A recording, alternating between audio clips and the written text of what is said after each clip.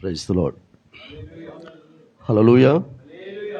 దేవుని యొక్క అతి పరిశుద్ధమైనటువంటి శక్తి కలిగిన నామమునకు హృదయపూర్వకమైనటువంటి స్తుతులు స్తోత్రాలు చెల్లిస్తూ మనలందరినీ కూడా సజీవులకు లెక్కించి ఈ 3వ పరిశుద్ధ పునరుత్థాన దినమున 5వ మాసంలో ప్రవేశింపచేసిన దేవాది దేవునికి స్తుతులు స్తోత్రాలు చెల్లిస్తూ మీతో వాక్యం పంచుకోవడానికి నాకు ఈ అవకాశం కలిగజేసినటువంటి అయ్యగారికి, అమ్మగారికి, సంఘానికి అంతటికి కూడా నా యొక్క వందనాలు తెలియజేస్తున్నాను.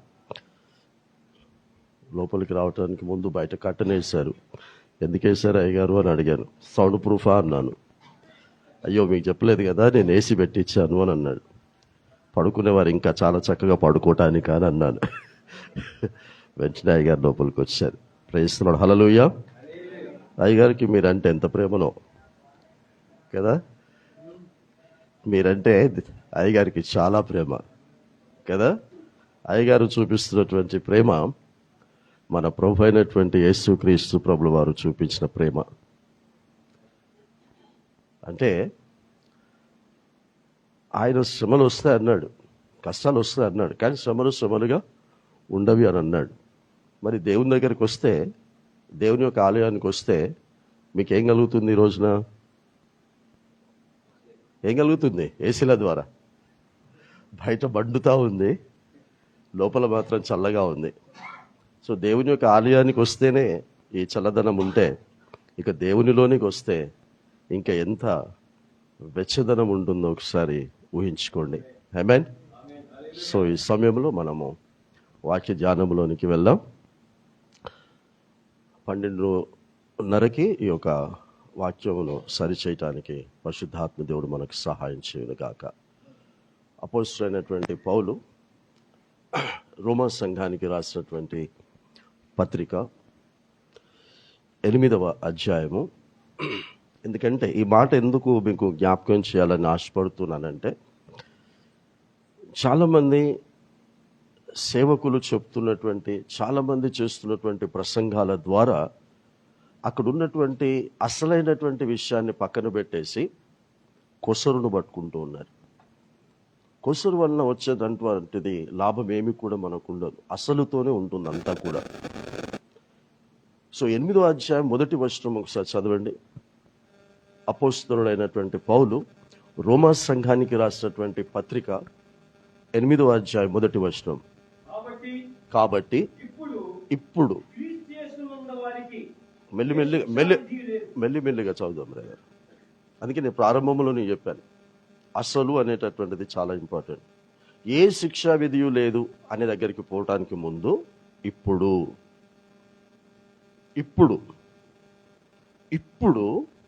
క్రీస్తు యేసు నందు ఉన్నవారికి.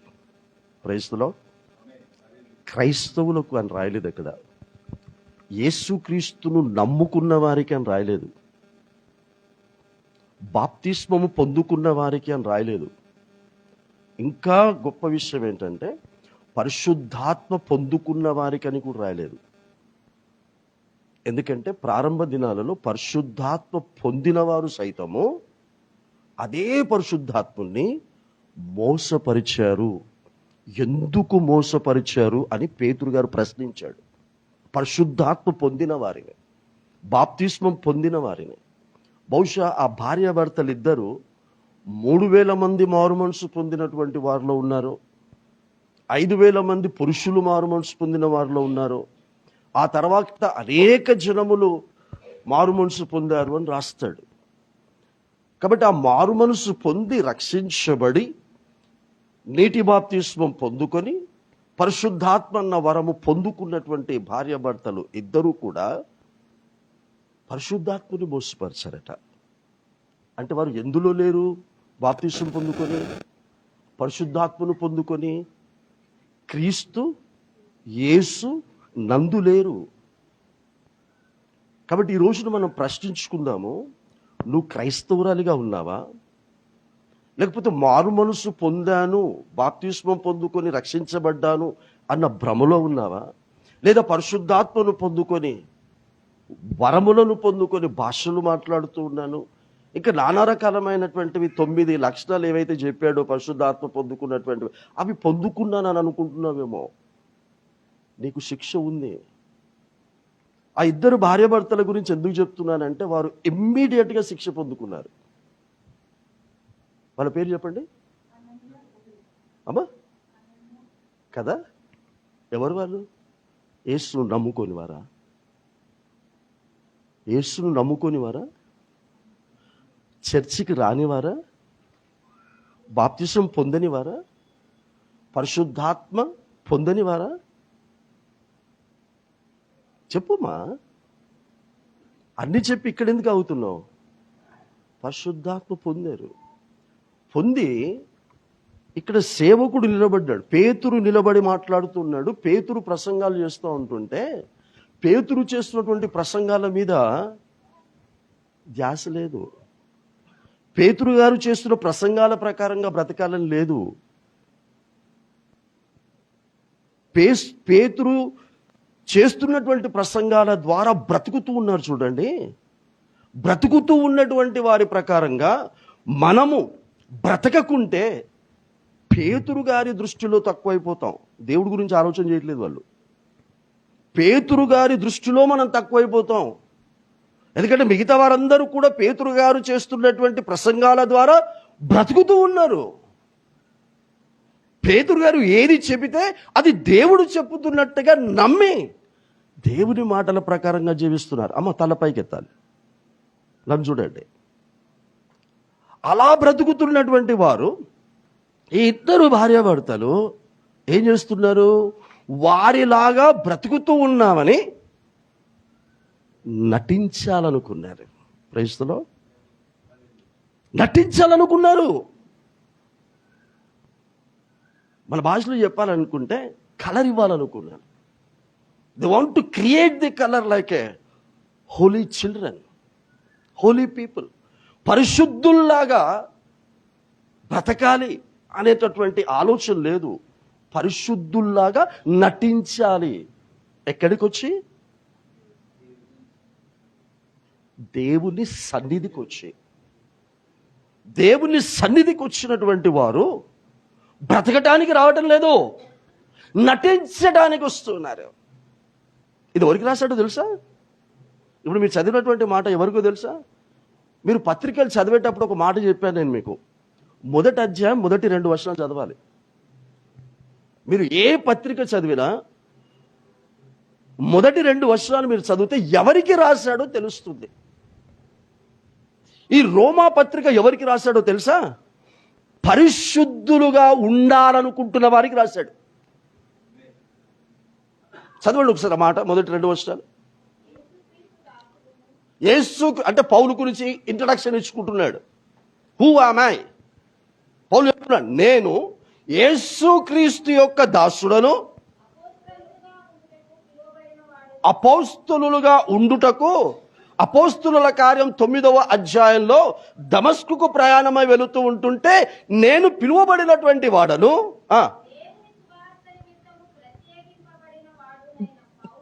దేవుని సువార్త ప్రకటించుట కొరకు ప్రత్యేకింపబడినటువంటి పౌలునైనటువంటి నేను రోమాలో ఉన్న దేవుని ప్రియులు అందరికీ, అనగా పరిశుద్ధులుగా ఉండుటకు. Praise the Lord. శుభమని చెప్పు రాయినది ఏమనగా, క్రీస్తునందు ఉన్నవారికి ఏ శిక్షా విధి లేదు. క్రైస్తవులుగా ఉన్నవారికి రాసిన పత్రిక కాదు. అసలు మొట్టమొదట క్రైస్తవులుగా పిలువబడిన వారు ఎవరు చెప్పండి? క్రైస్తవులు అన్న పదము బైబిల్లో ఒకటేసారి రాయబడి ఉంది. ఎవరు పిలువబడ్డారు? ఎక్కడ పిలువబడ్డారు అని అడగలేదు నేను. ఎవరు పిలువబడ్డారు అని అడిగా. Praise the lord. అంతియోకలో శిష్యులు క్రైస్తవులుగా పిలువబడ్డారు. శిష్యులు అంటే ఏంటి? క్రీస్తునందు ఉన్నవారు. Praise the Lord. క్రీస్తు కొరకు బ్రతికేవారు, క్రీస్తు కొరకు మరణించేవారు. నువ్వు ఉన్నావా? నీ క్రీస్తు ఎందుకు కావాలి? నీకు యేసు ఎందుకు కావాలి? నీకు దేవుడు ఎందుకు కావాలి? నువ్వు బ్రతకటానికి నీకు దేవుడు కావాలి. నువ్వు అడిగిందల్లా ఇవ్వటానికి నీకు దేవుడు కావాలి. కానీ శిష్యులు అలా కాదు. దేవుడు అడిగిందల్లా దేవునికి ఇచ్చేవాళ్ళు శిష్యులు. దేవునికి ఇచ్చేవాళ్ళు క్రైస్తవులు. డబ్బు కాదండి. I'm not talking about the money. I'm not talking about the offerings which you are giving in the church. నువ్వు కానుకలు ఇస్తున్నావు, నీ హృదయమునిచ్చావా? నీ మనస్సునిచ్చావా? నీ జీవితాన్ని ఇచ్చావా? నిన్ను నువ్వే ప్రశ్నించుకో. లేకపోతే నీకు శిక్ష విధి ఎదురు చూస్తుంది. నిన్ను శిక్షించటానికి దేవుడు ఏ క్షణములోనైనా సిద్ధంగా ఉన్నాడు. యేసుక్రీస్తును నమ్ముకొని ప్రతి ఆదివారం ఆలయానికి వచ్చి నటిస్తూ ఇతరుల మీద లేనిపోని మాటలను కల్పించి ఐక్యంగా ఉండండిరా అని కోరుకుంటే, ఐక్యతను కలిగి ఉన్నటువంటి వారిని చీలుస్తూ బ్రతుకుతూ ఉంటే సంఘ కాపరి నిన్ను శిక్షించలేమో, సంఘస్థులు నిన్ను శిక్షించలేమో. నువ్వు నమ్మిన యేసు నిన్ను శిక్షిస్తాడు. జాగ్రత్త, నిన్ను శిక్షిస్తాడు. యోహాను గారు రాసినటువంటి పత్రిక, మొదటి పత్రిక, మొదటి అధ్యాయం 6వ వచనం చదవండి. సహవాసము అన్నాడా, లేకపోతే ఇంకా ఏదైనా సహవాసము అని రాశాడా?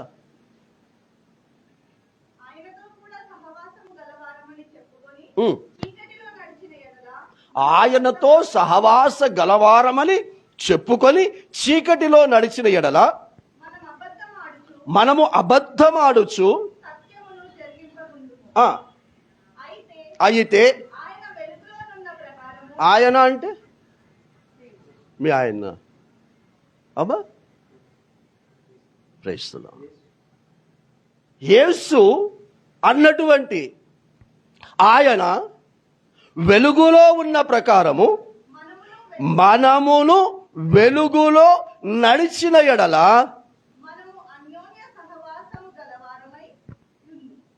సహవాసము గలవారమయ్యా, అన్యోన్య సహవాసం గలవారమయ్యా. నేను ఈ సహవాసము అనేటటువంటి గెత్సెమనే ప్రార్థనా మందిరము అనేటటువంటి ఈ సంఘములో నేను అన్యోన్యత కలిగినటువంటి సభ్యురాలి అన్నవారు ఒకసారి చేయలేపండి అని నేను అడిగాను. మీరందరూ అన్యోన్యంగా ఉన్నారు. వెళ్ళేటప్పుడు, చర్చ అయిపోయిన తర్వాత వెళ్ళేటప్పుడు నిజంగా అన్యోన్యంగా మీ మనస్సులో, మీ హృదయములో ఏ విధమైనటువంటి కల్మషం లేకుండా మీరు పలకరించుకుంటున్నారా? Question your self. శిక్షా విధి ఉంది, జాగ్రత్త. అన్యోన్యత నీలో లేకపోతే నీ కుటుంబస్తుల మీదనే, నీ సహవాస సభ్యుల మీదనే ఆయనకు లేని అనుమానం, ఆయనకు లేని కారణాలు నీకెందుకు?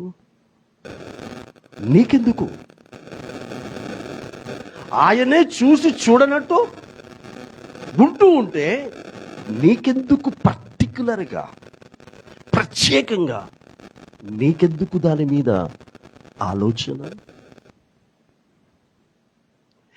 నీకే నీ తోటి సహవాస సభ్యుల మీద నమ్మకం లేదు, అపనమ్మకం ఉంది. ఆయన మాత్రం నిన్ను నమ్మాలా? ఆయన మాత్రం నిన్ను విశ్వసించాలా? ఒక్కసారి ఆలోచన చేయండి నా ప్రియమైన. క్రీస్తు యేసు నందు ఉండటం అంటే అన్యోన్య సహవాసం. ఆ అన్యోన్య సహవాసం కొరకే యేసుక్రీస్తు చనిపోయి తిరిగి లేచిన తర్వాత 40 దినములు ఈ భూమి మీద ఉండి సహవాస సభ్యులుగా చనిపోకముందున్నారు. అర్థమవుతుందమ్మా? యేసు చనిపోకముందు I'm talking about the 11 disciples. ఆయన దగ్గర 11 మంది శిష్యుల గురించి నేను మాట్లాడుతున్నాను. 12వ వాడు డబ్బులు ఆశించి వాడు ఎలాగూ చచ్చిపోయాడు అనుకోండి.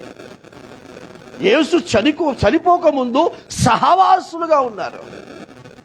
కానీ 40 దినాలలో ఆ 11 మందిని ఏం చేయాలని ఆశపడ్డాడు? అన్యోన్య సహవాసులుగా చేయాలని ఆశపడ్డాడు.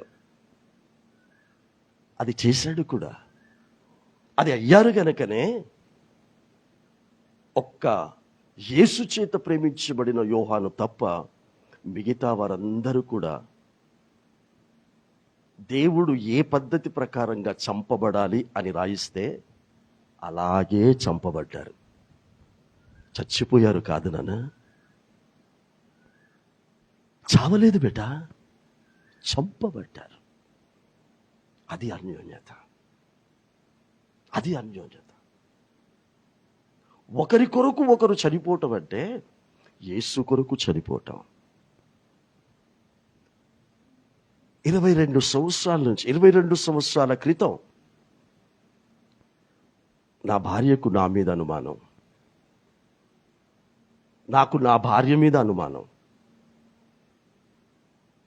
కానీ 22 సంవత్సరాల నుంచి ఎవరి మీద కూడా అనుమానం లేదు, నాకైనా నా భార్యకైనా. కారణం ఎవరిని చూడటం లేదు. ప్రైస్తలో ఎవరితోనూ పోల్చుకోవటం లేదు. ఒక్కరినే చూస్తూ ఉన్నాము, ఒక్కడితోనే పోల్చుకుంటున్నాం. అది నా కొరకు ప్రాణం పెట్టి తిరిగి లేచి మరలా రానయ్యున్న ఆ యేసునే చూస్తూ ఉన్నా. ఆ యేసును పోలి మాత్రమే నడుచుకోవాలనుకుంటున్నాం. కానీ కనీసం నా కుటుంబ సభ్యుల వైపు కూడా చూడటం లేదు, ఎవ్వరి వైపు కూడా చూడటం లేదు. నేను ఇన్ని చోట్లకి వెళ్తాను, చాలా మందితో నేను మాట్లాడతాను. స్త్రీ పురుషులు అన్నటువంటి భేదం లేకుండా ఇగో ఇలా మాట్లాడతాను, ఇలా చెయ్యేసి మాట్లాడతాను, ఇలా చెయ్యేసి ప్రార్థన చేస్తాను. కానీ ఎప్పుడు కూడా నన్ను అనుమానించదు, ఎవరు అనుమానించరు, చూసి కూడా అనుమానించదు.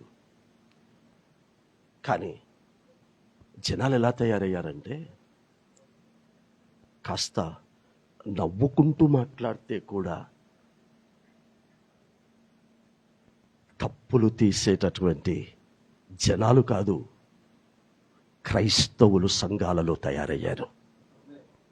So pity to say this. ఒకవేళ ఈ వర్తమానం వింటూ ఉంటుంటే నాతో వచ్చిన తలనొప్పి ప్రారంభము నుంచి కూడా నాతో వచ్చిన తలనొప్పి వినేవారికి ఏంటంటే, వీడికి ఎలా తెలిసింది? ప్రైస్తులో వీడికి ఎలా తెలిసింది? ఎవరు చెప్పి ఈయనతో నాకు చెప్పిస్తూ ఉన్నారు అని వినేటటువంటి వారికి కలుగుతూ ఉంది. ఎవరు చెప్పరండి. నువ్వు చేసే ప్రతి క్రియ నువ్వు నమ్మిన యేసుకు తెలుసు. Praise the Lord. He knows everything and he only speak to you to make you holy. నిన్ను పరిశుద్ధునిగా చెయ్యటానికి నీ తప్పును అందరిలో ఎత్తి చూపిస్తాడు. ఎందుకంటే అందరిలోనే నీ తప్పుడు ప్రవర్తన చూపించావు గనక, తప్పుడు క్రియలు చూపించావు గనక.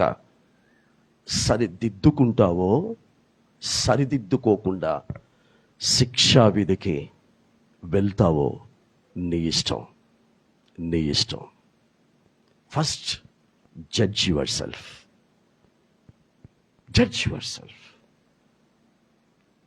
నీ వేలు నీ వైపు చూపించుకో, ఎదుటి వేలికి ఇలా కాదు, నిన్ను నీవు ఇలా చూయించుకో. Praise the lord. నేను నా భర్తను అంటున్నప్పుడు, నా భార్యను అంటున్నప్పుడు, నా కొడుకును అంటున్నప్పుడు, నా బిడ్డను అంటున్నప్పుడు, నా తోటి సంఘస్థురాల్ని నేను అంటున్నప్పుడు, వారి మీద నింద వేస్తూ ఉన్నప్పుడు, నేను సరిగా ఉన్నానా? నేను సరిగా ఉన్నానా? నువ్వు సరిగా ఉంటే ఎదుటి వారి మీద నిందలు వెయ్యవు, ఎదుటి వారి కొరకు ప్రార్థన చేస్తావు. వారు సరిదిద్దబడాలని తాపత్రయపడి మనుషుల దగ్గర ప్రయాసపడవు, నీవు నమ్మిన యేసు దగ్గర కన్నీరు కారుస్తావు. నా భార్యలాగా, ప్రైజ్ ది లార్డ్, నా పిల్లల్లాగా అలా బ్రతకండరా. పరిశుద్ధులు, దేవునికి ప్రియులుగా ఉండాలనుకుంటున్న వారికి, అనగా పరిశుద్ధులుగా బ్రతకాలనుకుంటున్న వారికి ఈ ప్రసంగం బెట, ఈ ప్రసంగం. ఎందుకంటే ఆయన చెప్పాలనుకున్న ప్రసంగము చేతితో రాశాడు పౌలు గారు. చేతితో రాసిన ప్రసంగాన్ని నేను వివరించి పరిశుద్ధాత్మలో చెప్తున్నానంతే. నా పెదవులు నావి కదులుతున్నాయి, మీకు నేను కనబడుతూ ఉన్నాను. కానీ మాట్లాడుతున్నవాడు మాత్రము ఏ ఆదరణకర్తనైతే రక్షకుడు పంపిస్తానని చెప్పి వెళ్ళిపోయి పంపించాడో ఆ ఆదరణకర్త మాట్లాడుతూ ఉన్నాడు. Praise the Lord. ఎందుకంటే నిన్ను ఆదరించాలని, నీ తప్పును సరిదిద్దాలని. మేము ఉంటున్నటువంటి ఇంటి వెనకాల ఓ భార్యాభర్తలు, 2 పిల్లలు ఉంటారు. చిన్నపిల్లలు, చాలా, బహుశా ఏజ్ ఉంటుంది అనుకుంటా. పెద్ద ఆమెకి, చిన్నోడికి ఇంత వయసు ఉంటుంది అనుకుంటా. ఓ కూతురు, ఓ కొడుకు. ఆ తల్లి నిన్న ఎంత భయంకరంగా ఆ పెద్ద కూతుర్ని కొడుతుందంటే, ఇంత కట్టె తీసుకొని వీపు మీద, పిర్రల మీద, చేతిలో ఎక్కడ పడితే ఎక్కడ దెబ్బ తగులుతుంది అని కూడా తల్లి చూడకుండా, తను తల్లి అన్నటువంటి విషయాన్ని కూడా మర్చిపోయి ఆ బిడ్డను కొడుతూ ఉంది. నేను పైన బాల్కనీలో నుంచి చూస్తూ ఉన్నాను కింద జరుగుతున్నటువంటి విషయం. ఇంటి వెనకాల ఆ పాప తట్టుకోలేక, మమ్మీ మమ్మీ కొట్టకు కొట్టకు కొట్టకు అని ఇంటి పరుగెత్తు ఎట్టు పరిగెత్తాలో తెలియక వాళ్ళు ఉన్నటువంటి మెట్లకి పైకి వెళ్తుంది. అప్పుడు ఆమె ఒక మాట అంది. అవన్నీ చూస్తూ వింటున్నాను, ఎందుకు కొడుతుంది నాకు అదంతా తెలియదు. అవన్నీ ఏమంటే, పిల్లలంటే ఎలా ఉండాలో నీకు తెలియచేయటానికి కొడుతున్నాను అంది. Praise the Lord. పిల్లలంటే ఎలా ఉండాలో నీకు తెలియచేయటానికి కొడుతున్నానండి. మిమ్మల్ని మాత్రం దేవుని ప్రియులగుటకు, దేవుని పిల్లలగుటకు, దేవుని వలె పరిశుద్ధులగుటకు నన్ను మాత్రం కొట్టొద్దు. Praise the lord. తల్లిదండ్రుల ద్వారా దెబ్బలు తిననటువంటి వారు ఇక్కడ ఎవరున్నారు చెప్పండి? స్కూల్లో టీచర్ల ద్వారా దెబ్బలు తినని వారు ఎవరున్నారు చెప్పండి ఇక్కడ? ఎందుకు కొట్టారు నిన్ను, ఎందుకు దెబ్బలు తిన్నావు అనంటే, వారికి ఏదో నిన్ను కొట్టాలనిపించి కొట్టలేదు. ఎందుకు కొట్టారు బిడ్డ? మా ఇంట్లో చిన్నపిల్లలు ఉన్నారు, వదిన మరదలు ఇద్దరు చిన్నరే. ఒకరు 2020లో పుట్టారు, ఇంకొకరు 2022లో పుట్టారు. 2 సంవత్సరాలే తేడా. ఎప్పుడు నేను కనబడ్డా వాళ్ళ దగ్గర నుంచి కంప్లైంట్. మరదలు కొట్టింది అని వదిన వస్తుంది, వదిన తిట్టింది అని ఇంకొకరు వస్తారు. ఇప్పుడు వీళ్ళ మాటలిని వాళ్ళను తిట్టాలో తెలియదు, కొట్టాలో తెలియదు. వెంటనే నా నుంచి వచ్చేదంటే ఏంటంటే, ఎందుకు కొట్టింది, ఎందుకు తిట్టింది. Praise the Lord. కొట్టింది అంటే ఎందుకో, తిట్టింది అంటే ఎందుకు, అసలు నువ్వు ఏం చేసావు? నేనేం చేయలేదు. ఏం చేయకుండానే ఉత్తైన ఎందుకు కోరుతారమ్మా? ఇప్పుడు దేవుడు నన్ను అభిషేకించాడు, అనేక చోట్లకు వాడుకుంటున్నాడు, దేవునికి మహిమ కలుగును కాక. నేను వెళ్ళిన ప్రతి చోట కూడా కోరుతూనే ఉంటాడు, నేను వెళ్ళిన ప్రతి చోట కూడా తీరుతూనే ఉంటాడు. మెచ్చుకోడు ఎవరిని కూడా. నా యేసయ్య మెచ్చుకునే దేవుడు కాదమ్మా. అయ్యా, నువ్వు అభిషేకించి పంపించావయ్యా, నువ్వు అభిషేకించి పంపిస్తే, నువ్వు నూనె రాసి ప్రార్థన చేయమన్నావుగా, నూనె రాసి ప్రార్థన చేస్తుంటే ఏసయ్య అపవిత్రాత్మలు వెళ్ళిపోతున్నాయి తెలుసా, ఓ అపవిత్రాత్మలు వెళ్ళిపోతున్నాయి అని చెప్తే ఏమన్నాడో తెలుసా? మీ వలన అపవిత్రాత్మలు వెళ్ళిపోతున్నాయని సంతోషించకుండా మీ పేర్లు పరలోకమందున్నాయో లేదో తెలుసుకోండి అన్నాడా. హల్లెలూయా. అదే నేనైతే శబాష్ అంటాను. ఏమయ్యారు? అదే నేనైతే శబాష్, నేను పంపించినందుకు నువ్వు అపవిత్రాత్మలు వెళ్ళగొడుతున్నందుకు వెరీ గుడ్ శబాష్ అంటాను. ఆయన ఏమంటున్నాడు? అసలు నీ బ్రతుకు, నీ ప్రవర్తన నువ్వు పరలోకానికి వెళ్ళే విధంగా ఉందో లేదో పరీక్షించుకో. Praise the Lord. Test yourself. స్కూల్కి వెళ్తే వాడు ఏదో చెప్పేస్తారు టీచర్, చర్చికి వెళ్తే ఏదో చెప్పేస్తారు. పోయావా అంటే పోయావు, విన్నావా అంటే విన్నావు. మళ్ళీ మా బ్రతుకులు ఏమైనా మార్చుకున్నావా అంటే మార్చుకో. ఇంటికి పోయిన తర్వాత చీరిప్పిన నైటీ మార్చుకున్నావు. Praise the Lord. Pant shirt ఇప్పిన నిక్కర్ బనీని మార్చుకున్నావు. అట్లొద్దు తయారు. Praise the Lord. ఏమైనా మార్చుకున్నావా?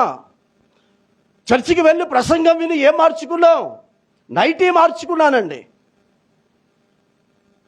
లుంగి మార్చుకున్నానండి. అరే నీ బ్రతుకు ఏం మార్చుకున్నావు? నువ్వు మార్చుకున్న నైటీ, నువ్వు మార్చుకున్న లుంగి పరలోకానికి రాదు, నీ బ్రతుకు వస్తుంది. పరలోకానికి వెళ్ళటానికి ముందు ఇక్కడ నిన్ను శిక్షిస్తానన్నాడు. ఇక్కడ నిన్ను శిక్షిస్తాడు, జాగ్రత్త. Most of the Christians are experiencing this. Praise the Lord. మీకు తెలీదు, దేవుడు మిమ్మల్ని శిక్షిస్తూ ఉన్నాడు. మీకు అర్థం కావటం లేదు. నువ్వు నెమ్మదిగా ఉండకపోవటానికి గల కారణం నీ ప్రవర్తనను బట్టి నువ్వు నమ్మిన యేసు నిన్ను శిక్షిస్తూ ఉన్నాడు. నీకు డబ్బుంది అని ఎగబడుతున్నావేమో, డబ్బుంది కాబట్టి దేవుడు నన్ను ప్రేమిస్తున్నాడు అనుకుంటున్నావేమో. నాకు ఏ విషయంలో కూడా కొదవలేదు కాబట్టి దేవుడు నన్ను ప్రేమిస్తున్నాడు, నా ప్రవర్తన చక్కగా ఉంది కనుక ప్రేమిస్తున్నాడు అనుకుంటున్నావేమో. అరే నీకంటే గొప్పగా ఇజ్రాయెల్ ప్రజలకి దేవుడిచ్చాడు రా. Praise the lord. 40 సంవత్సరాలు కష్టపడకుండా పోషించాడు వాళ్ళే. ఏమా స్టేటస్లో చూస్తూ ఉంటాను, ఎంత కష్టపడుతూ ఉంటుందో ఒక సహోదరి. ఏమే పచ్చళ్ళు చేయటానికి, పచ్చళ్ళు అమ్మటానికి ఎంత కష్టపడుతుందో. హల్లెలూయా. కానీ వారు ఏ కష్టపడకుండా కూర్చున్న చోట తిండి పెట్టాడు. అయితే వాళ్ళు ఎలా ఈ 40 సంవత్సరాలు ఎలా బ్రతికామని వాళ్ళ నాయకుడు చెప్తాడు. ఆ ఇజ్రాయెల్ నడిపించిన నాయకుడు ఏమని చెప్పాడమ్మా? ఈ 40 సంవత్సరాలు 90 కీర్తన చదవలేదు ఎవరు? 90 కీర్తన 9వ వర్షం ఎవరు చదవలేదా బేట? నీ ఉగ్రతను భరించుచునే. ఆమేన్. 40 సంవత్సరాలట దేవుడు తిండి పెట్టాడు, బట్టలు నలవకుండా చెప్పాడు, చెప్పులు అరిగిపోకుండా చేశాడు, బండలో నుండి నీళ్లు తాగించాడు. ఇవన్నీ చేస్తే ఎలా చేశాడని చెప్తున్నాడు నాయకుడు అంటే, నీ ఉగ్రతను భరించుచునే మా దినములన్నీ గడిపితిమి. Praise the lord. ఈరోజు నా ప్రియ బిడ్డ, ఆ దేవుని ఉగ్రతతో తిండి తింటున్నావేమో, దేవుని ఉగ్రతతో బట్ట కట్టుకుంటున్నావేమో, దేవుని ఉగ్రతతో సంపాదిస్తున్నావేమో. వాళ్ళ గురించి ఒక్క మాట చదవండి. ఇప్పుడు మనం మొదటి వచనం ఏం చదివారు? రోమీయులకు రాసిన పత్రిక 8వ అధ్యాయం, మొదటి అధ్యాయం మొదటి 2 వచనాలు ఏం చదివారు? అరే మళ్ళీ తీస్తారు. ఎవరికి ప్రియులైన వారికి, ఆయనకు ప్రియులంటే ఇష్టలు, పరిశుద్ధులకు అని కదా చదివాం కదా. మరి 40 సంవత్సరాలు ఒకే మేఘం కింద నడిచారట, ఒకే బండలోనిది దాగారట. ఇన్ని జరిగితే వాళ్ళు చివరికి ఏమని రాశాడు చదవండి. 10వ అధ్యాయం కొరింథీ సంఘానికి రాసిన పత్రిక 10వ అధ్యాయం మొదటి 2 వచనాలు.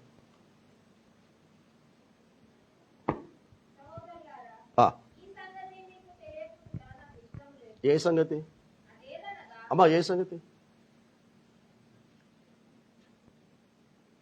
ఏ సంగతి మనకు తెలియకుండా ఇష్టం లేదు? మనకు తెలీదా? ఇజ్రాయెల్ ఎర్ర సముద్రం దాటించింది తెలీదా అమ్మ?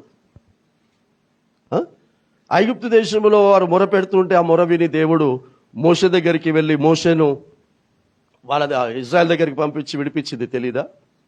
ఒకే బండలో ఉంది తాగింది తెలీదా? తెలుసట. మళ్ళీ ఏమంటున్నాడు అంటే మీకు తెలియకుండా ఇష్టం లేదని మనకు తెలిసినే చెప్తున్నాడు ఆడ.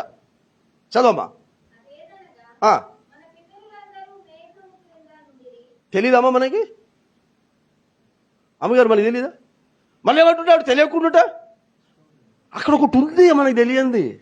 ఇవి చెప్పుకుంటాం ఎప్పుడు. ఏది? మేఘముల కింద. ఇది మనకు తెలిసి చెప్పుకుంటాం.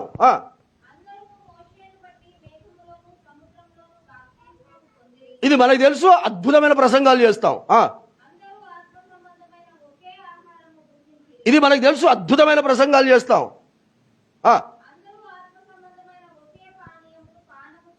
ఇది మనకు తెలుసు, అద్భుతమైన ప్రసంగాలు చేస్తాం. కనబడ్డోని కల్లా చెప్తాం. ఏం బ్రదర్ చెప్పరా? అరే ఇజ్రాయెల్ పోయి అరే 40 సంవత్సరాలు నేను సైకిల్ దొక్కుంటూ కొట్టుబిట్టాడుతూ ఉన్నా. మళ్ళీ నెల వచ్చేసరికి మళ్ళీ టెన్షన్. ఇల్లు అది ఎట్లా కట్టాలా, అది ఎట్లా కట్టాలి, ఇది టెన్షన్. వాళ్ళకి ఏ టెన్షన్ లేవు.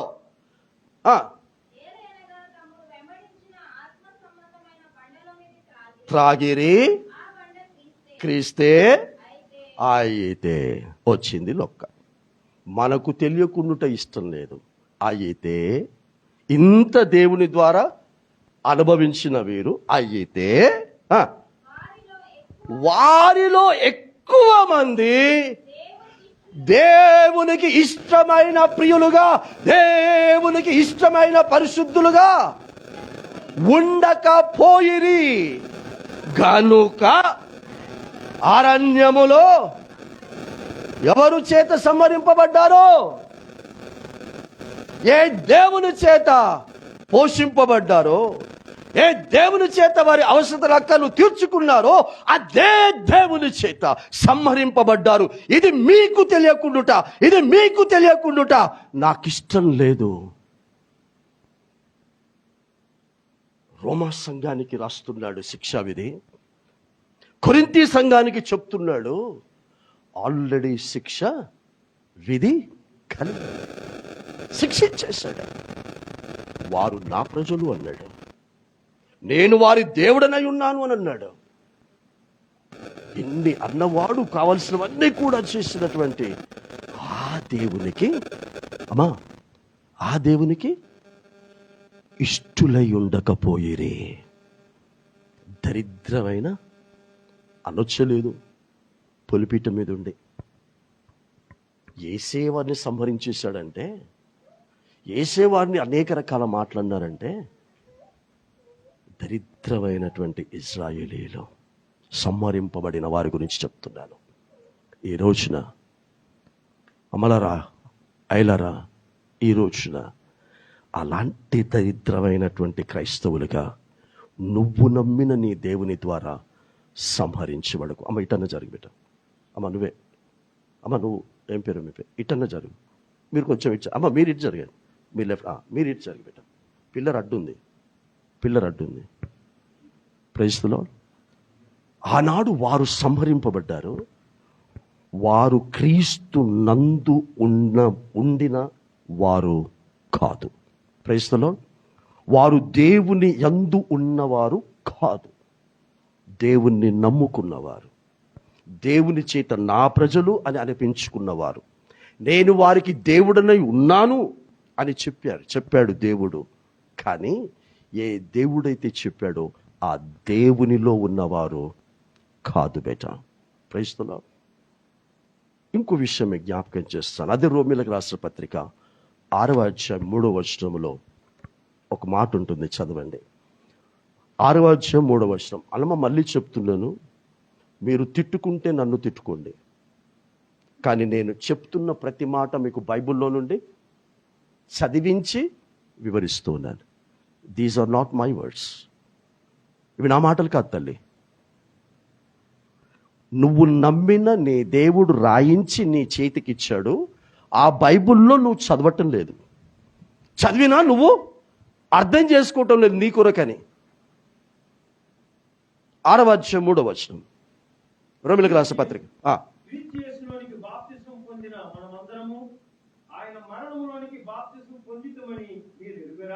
ఏమంటున్నాడు?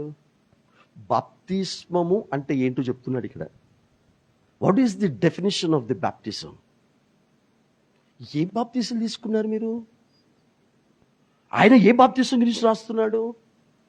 క్రీస్తు యేసు లోనికి. 8 మొదట్లో ఏమన్నాడు? క్రీస్తు యేసు నందు. క్రైస్తులో అంటే క్రీస్తు యేసు లో ఉన్నటువంటి వారికి ఏ శిక్ష విధి? క్రీస్తు యేసు లోనికి బాప్తిసం పొందిన వారు మరణించుట.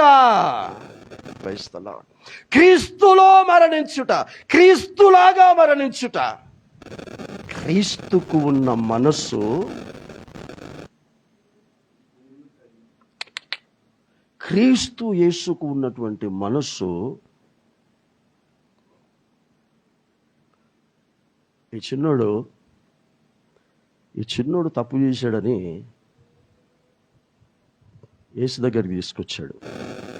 ఈ తమ్ముడు, ఈ చిన్నోడు ఆడేదో తప్పు చేసాడు. ఆడు తప్పు చేస్తుంటే నేను చూసి, ఆడు చేసాడో లేదు తెలియదు.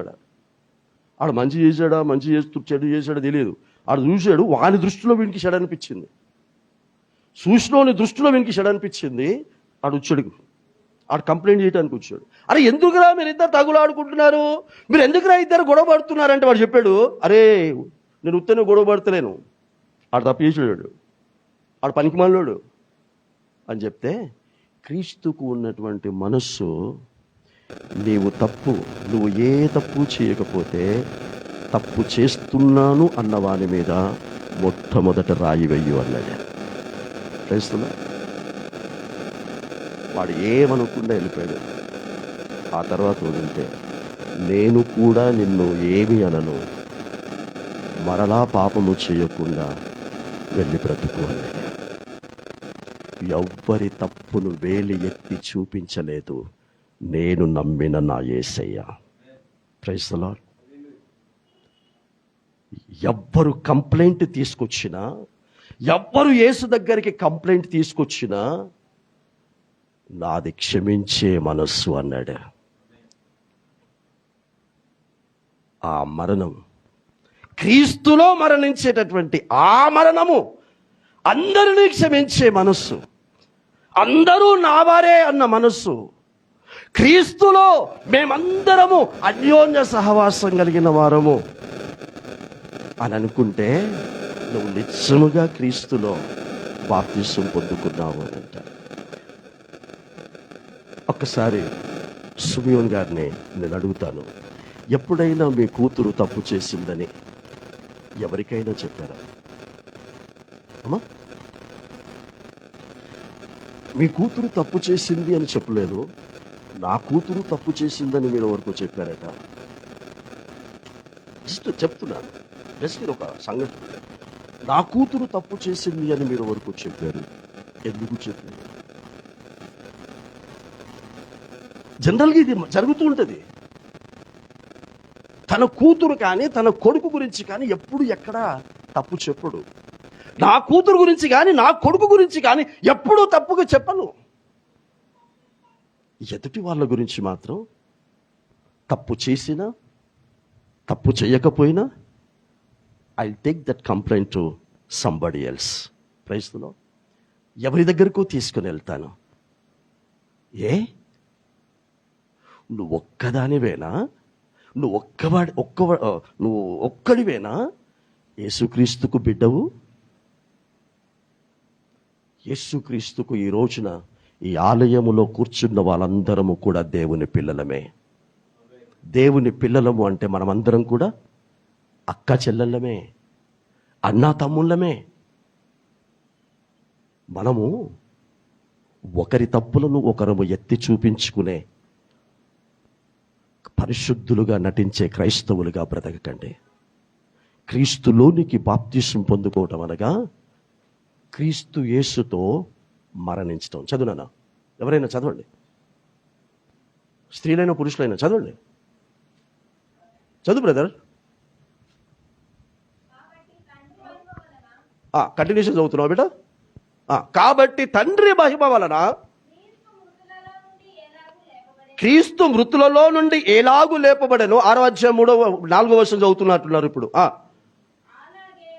అలాగే మనమును నూతన జీవము పొందిన వారమై నడుచుకొనున్నట్లు మనము బాప్తిస్మము వలన మరణములో పాలు పొందుటకై. హల్లెలూయా. ఆయనతో కూడా. Are you alive today at the sight of Jesus Christ? Are you alive? పాతి పెట్టబడ్డావు. అర్థమవుతుందా బిడ్డ? అర్థమవుతుందా?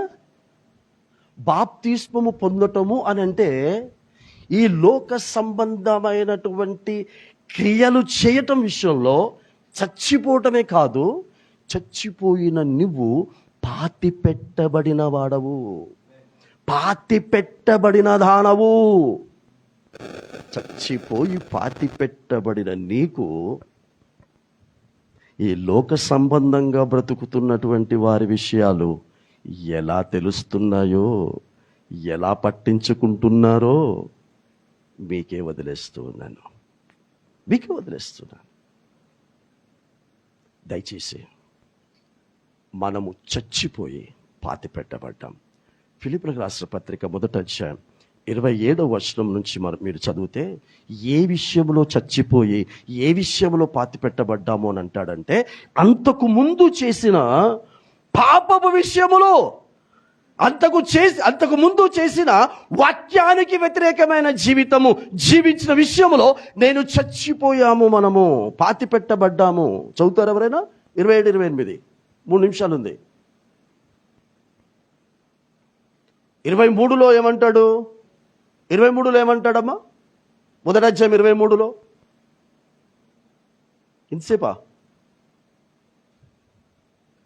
ఫిలిప్పీయులకు రాసిన పత్రిక 1వ అధ్యాయము 23. దాని పై వచనం, అయినను శరీరముతో జీవించుటయే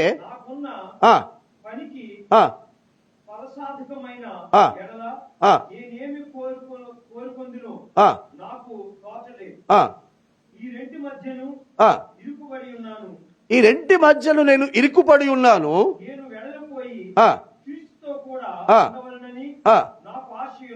ఏమంటున్నాడు?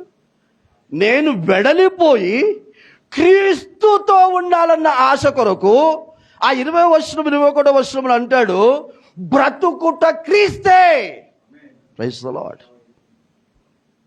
బ్రతుకుట క్రీస్తే. చావైతే అమ్మా, చావైతే దేవుడు నాలో ఉంచిన ఆత్మకు లాభము. Praise the Lord. నాకు కాదు, నాలో దేవుడు ఉంచిన ఆత్మకు లాభం. ఆ ఆత్మకు లాభం చేయటానికి బ్రతుకుదాము ఈ ప్రసంగం అయిన తర్వాత. ఇప్పుడు 27, 28 చదివేసండి త్వరగా బ్రదర్. నేను వచ్చి మిమ్మును చూచినను రాకపోయినను మీరు ఏ విషయములోనూ ఎదిరించి వారికి బెదరక అందరూ ఒక్క భావముతో. అమ్మ నా మాటల నీ చేతిలో ఉన్న బైబిల్లో నుంచి మాటలు చదివిపిస్తున్నానా? అవి దేవుడు రాసినవా, పౌలు రాసినవా? అక్కడ రాస్తుంది మాత్రం పౌలు రాశాడు. పౌలు రాశాడు అన్నదానికి దేవుడు రాయించాడు అంటున్నావు, దేవుడు రాశాడు అంటున్నావు. కానీ ఇక్కడ నిలబడి దేవుడు పౌలు ద్వారా రాయించిన మాటలను చదివించి నీకు వినిపిస్తుంటే మాత్రము వరప్రసాద్ చెప్పిపోయాడు, వరప్రసాద్ అనిపోయాడు అని వరప్రసాద్ మీద నీకు కోపం ఎందుకు?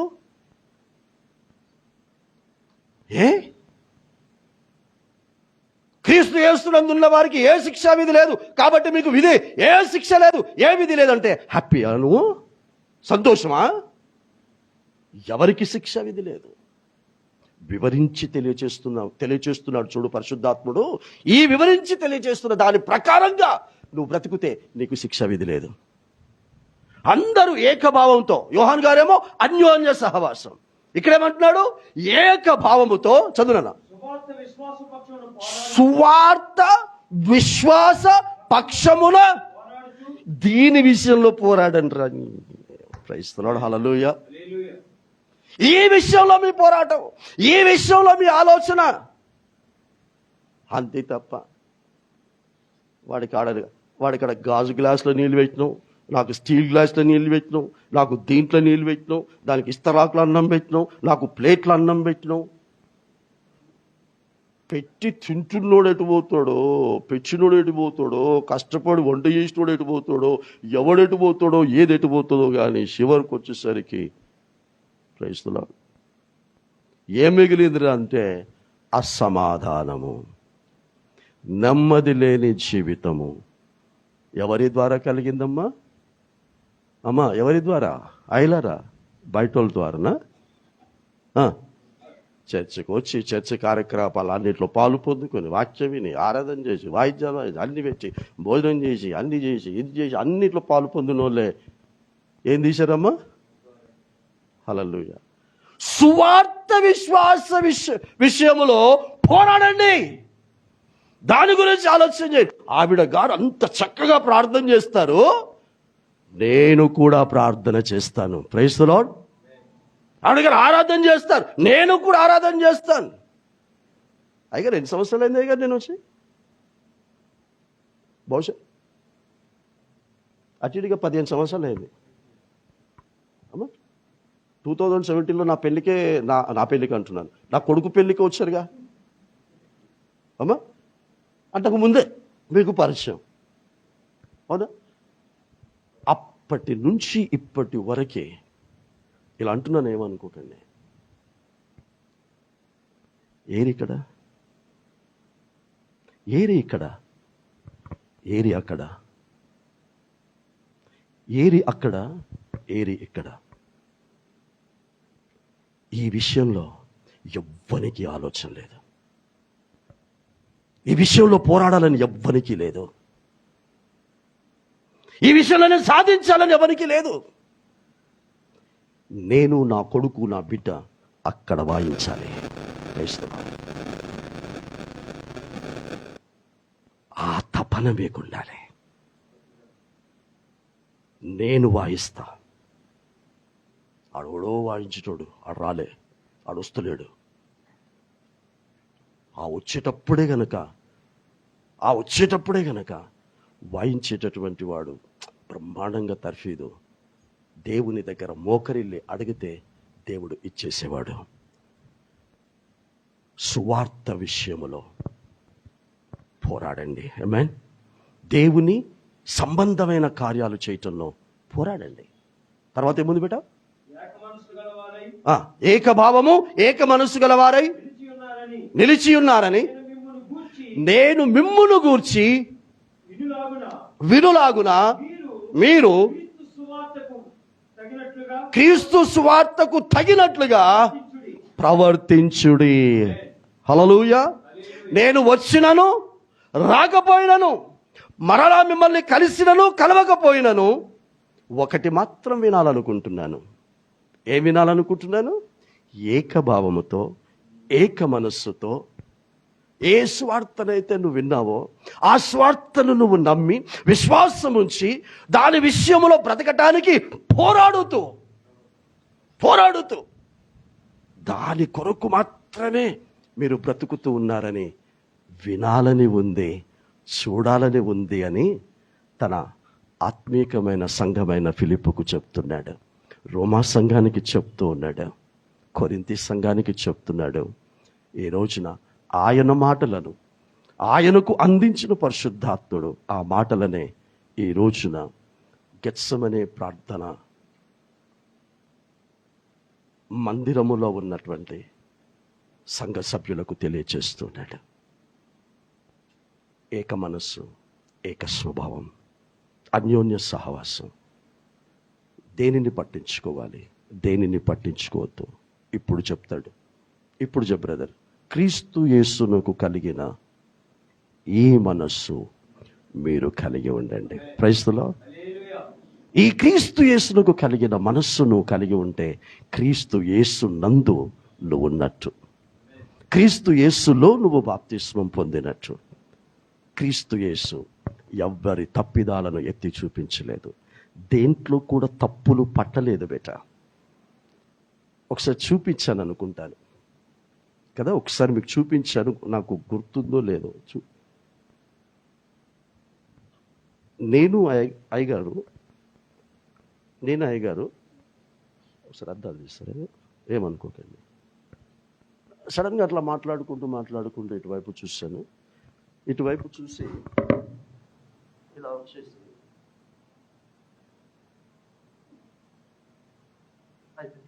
ఆ తర్వాత నేను రిలాక్స్గా కూర్చున్నాను. ఇప్పుడు ఎంతమంది చూశారు ఇక్కడ? నేను ఇప్పుడు అయ్యగారిని చూసింది అందరు చూశారు కదా, ఇక్కడ ఉన్న వాళ్ళకి కనబడలేదు కదా.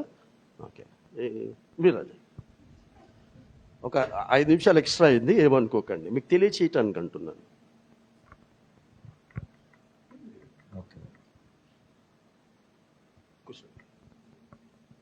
కనబడిందా మీకు? ఏం చేశాను నేనేం చేశాను? సిమియోన్ గారికి ముఖంలో ముఖం పెట్టి ఏం చేశాను? అయ్యగారి ముఖంలో ముఖం పెట్టి ఏం చేశాను చెప్పండి అర్రా. ఇప్పుడు చెప్పరు, ఇక్కడ చెప్పరు కదా. అదే మీ ఆయన, అదే మీ ఆవిడ, అదే మీ ఇంటోళ్ళు, అదే మీ తోటి విశ్వాసులు అయితే, అమ్మా మేమిద్దరం తోటి విశ్వాసం అనుకోండి. ఇప్పుడు అయ్యగారు నేనని మర్చిపోండి. ఇప్పుడు మేము తోటి విశ్వాసం. మీరు చూసావుగా, చూసినోడివి, ఇక్కడ చూసినోడివి, సిమియోన్ దగ్గరవి ముద్దు పెట్టింది తెలుసా? వాడు ముద్దు పెట్టిండు. అవునా? పులిపేట మీద ముద్దు పెట్టిండా? ఇంకోడు కొంచెం ఇంకా ఎక్కడ పోయి ఎక్కడ పెట్టిండు ముద్దు? చెంప మీద పెట్టిండా, పెదవుల మీద పెట్టిండా? ఇలా ఇక ఇక్కడ దాకాలో పోతుంది, అక్కడ దాకా ఇక్కడ దాకా పోయి ఇక మా ఇద్దరి దాకా వచ్చింది.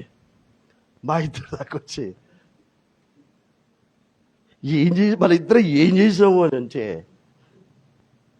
ఏం చేసావు అని నన్ను అడిగితే, ఏం లేదయ్యా, ఆ కంట్లో ఏదో పడితే ఆ కంట్లో ఉన్నటువంటి ఆ నలుసును తీసేయటానికి ఈ పెదవులతో ఒక ఊపు ఊదాను, ఆ ఊది ఆ కంట్లో ఉన్నటువంటి నలుసు పోవటానికి నేను చేశానని నేను చెప్పా.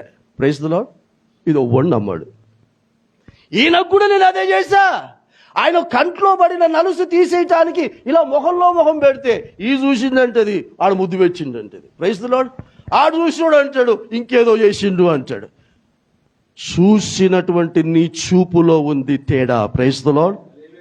ఆలోచన చేసుకున్న నీ హృదయములో ఉంది తేడా. దాన్ని మార్చుకో. ఈ దినమున యేసుకు ఇష్టమైన పరిశుద్ధురాలిగా వెళ్ళి బ్రతుకు. ఈ మాటలు మన వెనుకల్లో దేవుడు దీవించి ఆశ్రయించును గాక.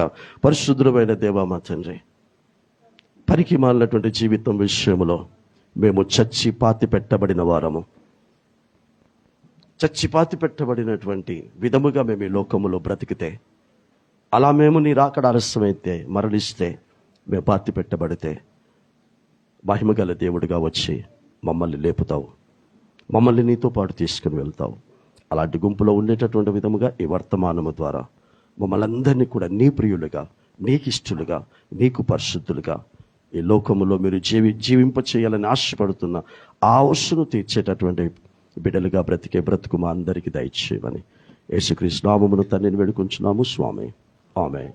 God bless you all. దేవుడు మనందరినీ దీవించిన. థ్యాంక్ యూ వెరీ మచ్ అయ్యా. మనదులు మోకరిద్దాం. ప్రార్థన పూర్వకంగా ప్రభు బలలో పాలు పొందుదాం.